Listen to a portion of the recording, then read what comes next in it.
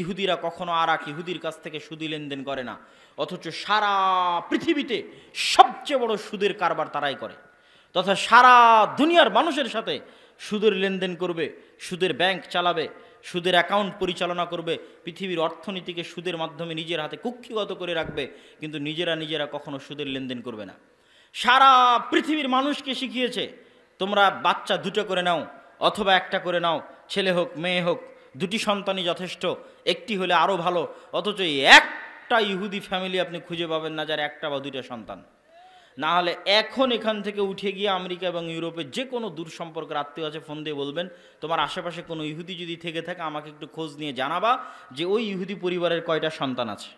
তাহলে আজকে আমার বক্তব্য আপনি এখনই গিয়ে পরীক্ষা করতে পারবেন, প্রায় সব ইহুদি পরিবারে 5টা 7টা 8টা 9টা 10টা করে তারা বাচ্চা নিয়ে থাকে, অথচ সারা পৃথিবীতে এটা প্রচার করার জন্য তারাই বেশি অর্থ ব্যয় করে, বিশেষ করে মুসলমানদের মধ্যে, বিশেষ করে আরও ফিলিস্তিনের মধ্যে, যে ফিলিস্তিনের মুসলমানেরা যেন একটা দুটার বেশি বাচ্চা না নেয়, এটাই হচ্ছে স্বাস্থ্য সচেতনতা। আর ওই ফিলিস্তিনের পাশে ইসরায়েলে তারা 5টা 7টা 10টা করে বাচ্চা নেবে, এই হচ্ছে তাদের ডাবল স্ট্যান্ডার্ড। এরকম অসংখ্য অগণিত আছে।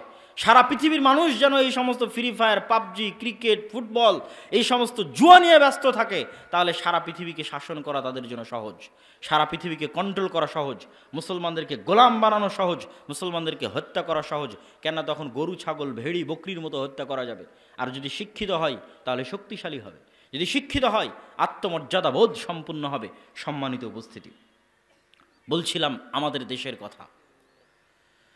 আপনি যদি বাংলাদেশের মুসলমানদের অবস্থা দেখেন শিক্ষার দিক থেকে, তাহলে একটা ছোট্ট উদাহরণ তো দিলাম, আরও কয়েকটা ছোট্ট উদাহরণ নেন যে শিক্ষার দিক থেকে আমরা এতটা পিছিয়ে আছি যে পৃথিবীর কেন দক্ষিণ এশিয়ার, এশিয়া মহাদেশের কোনো বিশ্ববিদ্যালয়ের লিস্টের মধ্যে ঢাকা বিশ্ববিদ্যালয়, রুয়েট, বুয়েট বিশ্ববিদ্যালয়ের লিস্টের নাম প্রথম 100 কি প্রথম 200 কি প্রথম 500-র মধ্যেও আপনি খুঁজে পাবেন না। শুধু তাই নয়, আমাদের মতো তৃতীয় বিশ্বের দেশের কাছে উন্নতি মানে হচ্ছে রাস্তাঘাট, ব্রিজ, কালভার্ট। কিন্তু রাস্তাঘাট, ব্রিজ, কালভার্ট যে প্রকৃত উন্নতি নয়, বরং প্রকৃত উন্নতি যে শিক্ষা, জ্ঞান, শিক্ষা এবং জ্ঞানে উপর লেভেলে যাওয়া, এটা যে প্রকৃত উন্নতি, এটা আমরা বুঝি না। আমরা মনে করছি যে আমরা গার্মেন্টসের মাধ্যমে উন্নত হয়ে গেছি, অনেক টাকা পয়সার মালিক হয়ে গেছি। আমরা মনে করছি প্রবাসীরা আমাদের কাছে রেমিটেন্স পাঠাচ্ছে, সেটা দিয়ে আমরা উন্নত হয়ে গেছি। আমরা মনে করেছি রাস্তাঘাট, ব্রিজ, কালভার্ট তৈরি করেছি, সেটা দিয়ে উন্নত হয়ে গেছি। এই তিনটারই আপনাকে পয়েন্ট আমি ভেঙে দিই।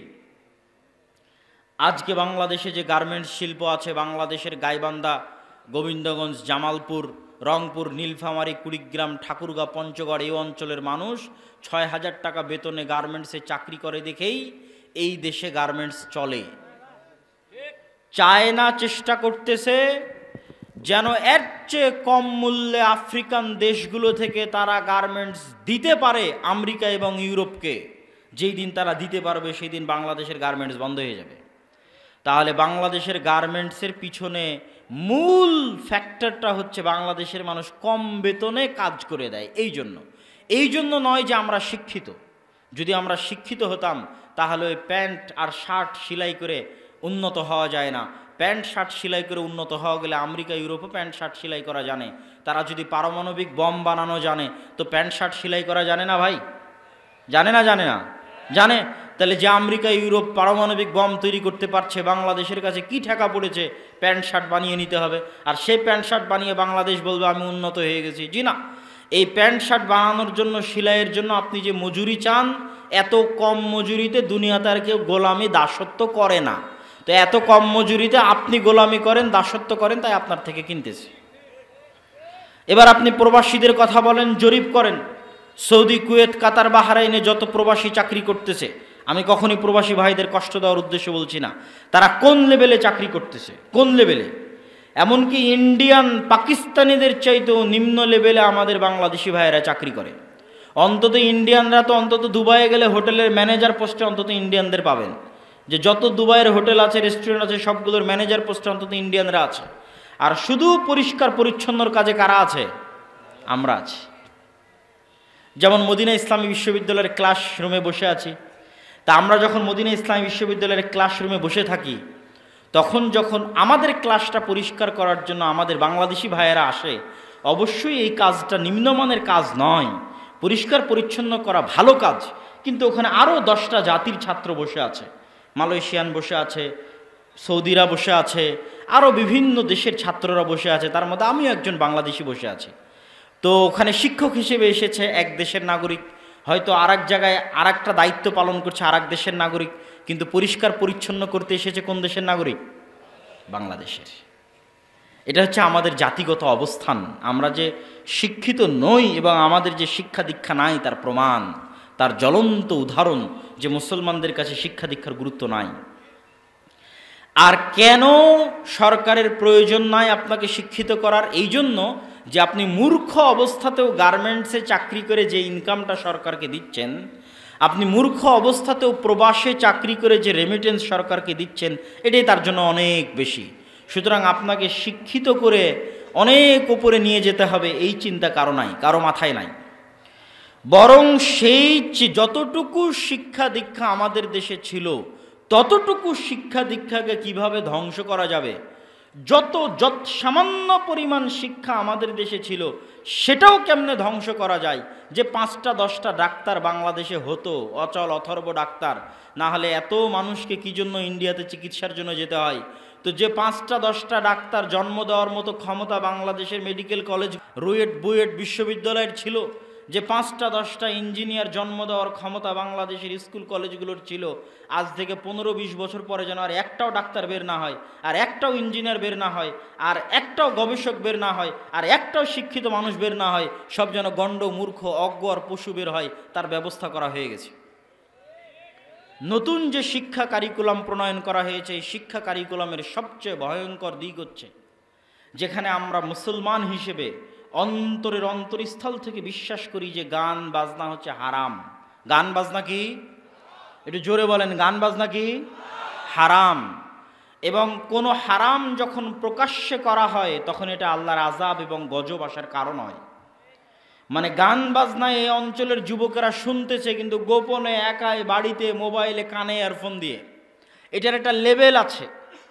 এটা ওপেনলি ফুলপুর অঞ্চল ময়মনসিংহের উপর আল্লাহর আযাব আসার কারণ হবে না, কিন্তু যখন এই ওপেন আরজুল আমান মাঠে একটা ড্যান্সের আয়োজন করা হবে, গানের আয়োজন করা হবে, তখন যে কোনো মুহূর্তে এই অঞ্চলে আল্লাহর আযাব আসতে পারে না? পারে না? পারে। এবং যে কোনো গুনাহ যখন প্রকাশ্যে করা হবে তখন এটা আরও শতগুণ বড় গুনাহ, তথা আল্লাহর নিষেধকে প্রকাশ্যে লঙ্ঘন করা হচ্ছে।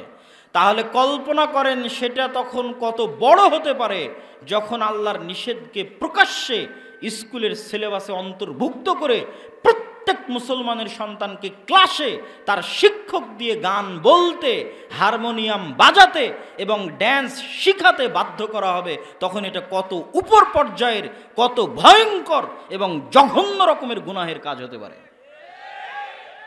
এবং এই ধরনের প্রকাশ্য জঘন্য নিকৃষ্ট গুনাহ আল্লাহর আযাব এবং গজব আসার কারণ হয়ে দাঁড়াবে।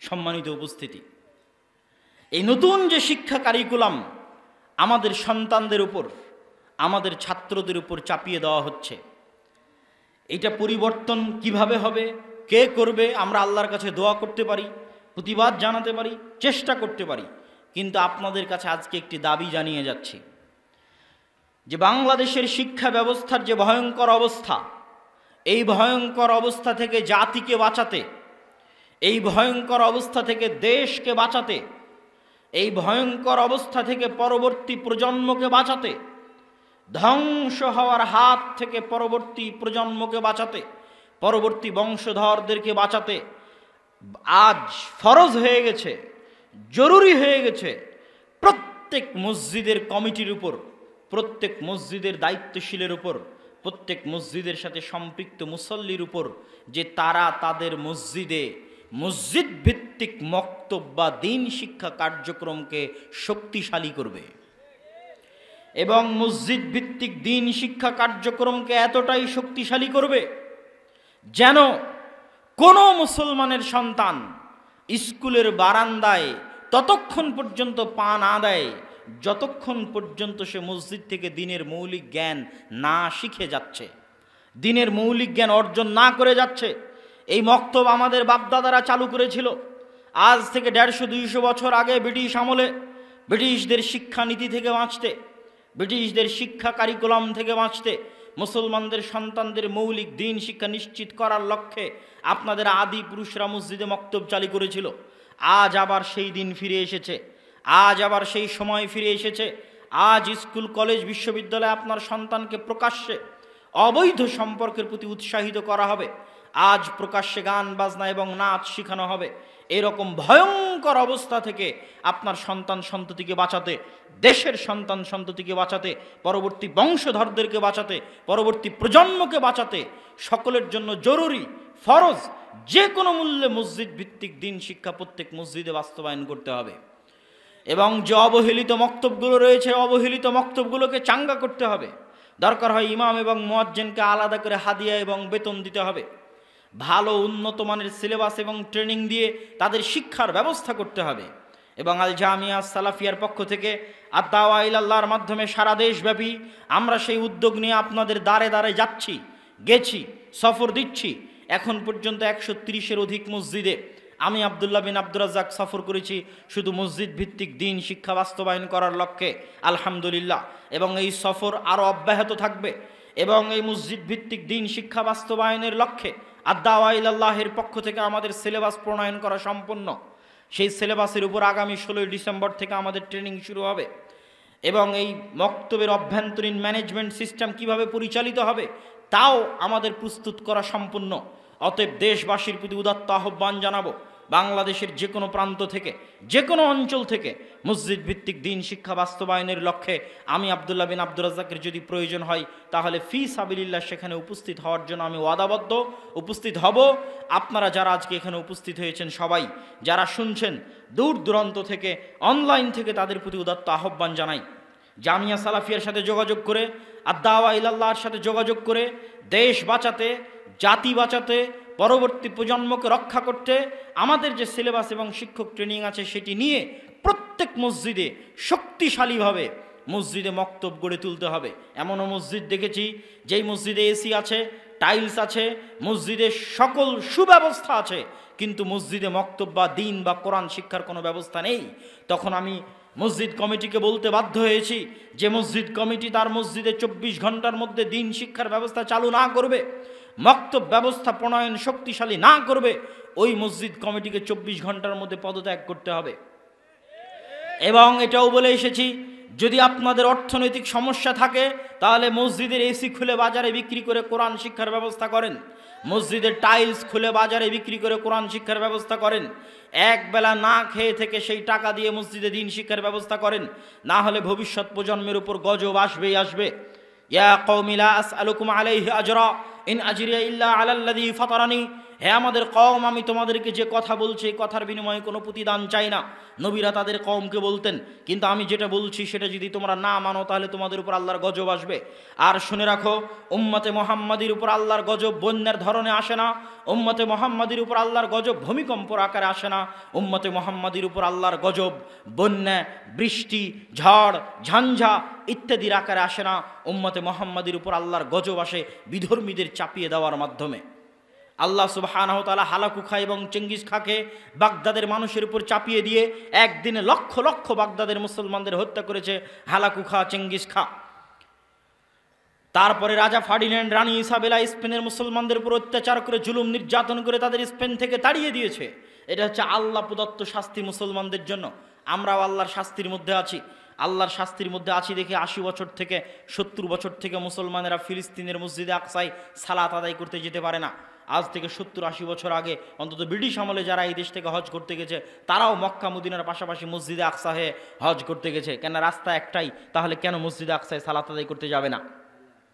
কিন্তু আমাদের 70-80 বছর থেকে ভাগ্য হয় না যে আমরা মসজিদে আকসায় সালাত আদায় করব। এই তৌফিক আল্লাহ আমাদেরকে দেয়নি, আমাদের কর্মফলের কারণে, আমাদের আমল নামার কারণে, আমাদের কাজের কারণে। সম্মানিত উপস্থিতি, তাহলে মুসলমানদের উপর আল্লাহর পক্ষ থেকে গজব এবং আজাব কিভাবে আসে? আল্লাহর পক্ষ থেকে আজাব এবং গজব আসে বিধর্মীদের চাপিয়ে দেওয়ার মাধ্যমে। তথা আল্লাহ যদি মনে করে ফুলপুর ময়মনসিংহের মানুষের উপর তার আজাব পাঠাবে, তার মানে ফুলপুরে ভূমিকম্প হবে না। ময়মনসিংহকে আল্লাহ মাটির নিচে ধসিয়ে দিবে না। কিন্তু কি ঘটবে? আজকে এখন যদি হিন্দুরা ময়মনসিংহের সকল মানুষকে জবাই করে, আজকে এখন যদি ময়মনসিংহে বম ফেলে সকল মানুষকে 1 মিনিট 1 সেকেন্ডের মধ্যে হত্যা করে দেওয়া হয়, তাহলে পৃথিবীর মানুষের ঘুরিয়ে দেখার, তাকিয়ে দেখার সময় হবে না যে দুনিয়াতে একটা জায়গা ছিল ময়মনসিংহ নামে, সেই ময়মনসিংহে 1 লক্ষ মানুষকে হত্যা করা হয়েছে, এর নাম আল্লাহর গজব। এটা তাকিয়ে দেখার সময় হবে না, এটা আল্লাহর আযাব। এবং আল্লাহ সুবহানাহু ওয়া তাআলার ঠেকা পড়েনি যে আমাদের মতো এরকম আমরা আমাদের প্রজন্মকে, যুবক সমাজকে আপনি তাকিয়ে দেখেন, আপনি মসজিদকে যদি স্বর্ণ দিয়ে বানিয়ে দেন, আর ওই স্বর্ণ দিয়ে বানানো মসজিদের আশেপাশে যদি সুদখোর, ঘুষখোর, জুয়াখোর, মদখোরে পরিপূর্ণ হয়ে যায়, তাহলে মসজিদে 10 বছর 20 বছর পর আর কেউ সালাত আদায় করতে আসবে না। কিন্তু ওই মসজিদদের অঞ্চলে যদি আপনি দিন শিক্ষার ব্যবস্থা করেন, তো মসজিদ না থাকলেও মানুষ সালাত আদায় করতে আসবে, মানুষ খোলা মাঠে সালাত আদায় করবে মসজিদ না থাকলেও। আপনার যদি তবুও বিশ্বাস না হয়, তাহলে আপনি আপনার মসজিদ কমিটির সদস্য করে দেন 5 জন আমেরিকানকে, 5 জন ইউরোপিয়ানকে। ওরা আপনার মসজিদে যদি 5 টাকা থাকে তো 2 টাকা শিক্ষার জন্য ব্যয় করবে, এই বুদ্ধি তাদের আছে। যদি বিশ্বাস না হয়, আমি কখনই কোনো মুসলমানের ওপর কোনো ইহুদি খ্রিস্টানকে প্রাধান্য দেওয়ার জন্য বলছি না, কোনো অমুসলিমকে প্রাধান্য দেওয়ার জন্য বলছি না, কিন্তু আল্লাহ যে আমাদেরকে তাদের অধীনে রেখেছে, তাদের গোলাম বানিয়ে রেখেছে, এটা যে তাদের উপর আল্লাহর দয়া বা রহমত নয়, বরং আমাদের অযোগ্যতা, বরং আমাদের হাতের কামাই এবং তাদের চেষ্টা এবং পরিশ্রম, সেটা আমি দেখাতে চাচ্ছি। কিন্তু ইমানের মূল্য সকল কিছুর উপরে, কিন্তু আমাদের অযোগ্যতা কি সেটা দেখাতে চাচ্ছি। আপনি যদি এখনও যান, ইংল্যান্ডের বাসে উঠলেও দেখবেন মানুষ বই পড়তেছে, ট্রেনে উঠলেও দেখবেন মানুষ বই পড়তেছে, পার্কে গেলেও দেখবেন মানুষ বই পড়তেছে। গোটা বাংলাদেশ খুঁজে আপনি পাবেন না যে কেউ কোথাও বই পড়তেছে। এটা একটা ছোট্ট আপনাকে উদাহরণ দিলাম, এরকম অসংখ্য উদাহরণ আছে। শিক্ষা নিয়ে কেমনে কাজ করতে হয় এটা তারা জানে। বাংলাদেশের সর্বশ্রেষ্ঠ শিক্ষা প্রতিষ্ঠান এখনও তাদের নিয়ন্ত্রিত, শ্রেষ্ঠ শিক্ষা প্রতিষ্ঠানগুলো তাদের নিয়ন্ত্রিত। শিক্ষার কি গুরুত্ব আছে, কি মূল্য আছে, সেটা দেখতে হলে আপনি দেখেন ব্র্যাককে। সারা বাংলাদেশে 25 থেকে 30 হাজার স্কুল পরিচালনা করে ব্র্যাক। ভাঙ্গা বেড়া ভাঙ্গা স্কুল দিয়ে সারা বাংলাদেশে তারা স্কুল পরিচালনা করছে, ছোট্ট বাচ্চাদের শিক্ষা দিচ্ছে। তাহলে আপনার ছোট্ট বাচ্চাকে তার শিক্ষা দেওয়ার এত প্রয়োজন কী জন্য, যে তারা সারা দেশে এইভাবে শিক্ষা ব্যবস্থা প্রণয়ন করেছে, অথচ তাদের নামে ওয়াকফ করা কোনো জমি নাই। আর আপনার মসজিদের নামে হাজার হাজার বিঘা সম্পত্তি ওয়াকফ করা আছে, প্রত্যেক মসজিদে এসি আছে, টাইলস আছে, কিন্তু কোনো মসজিদে মুসলমানের সন্তানদের শিক্ষার ব্যবস্থা নাই। কেন? ওই সবার মাথায়, যেমন সরকারের মাথায় ভূত আছে রাস্তাঘাট হচ্ছে উন্নতি, সেরকম কমিটির মাথায় ভূত আছে যে এসি আর টাইলস হচ্ছে উন্নতি।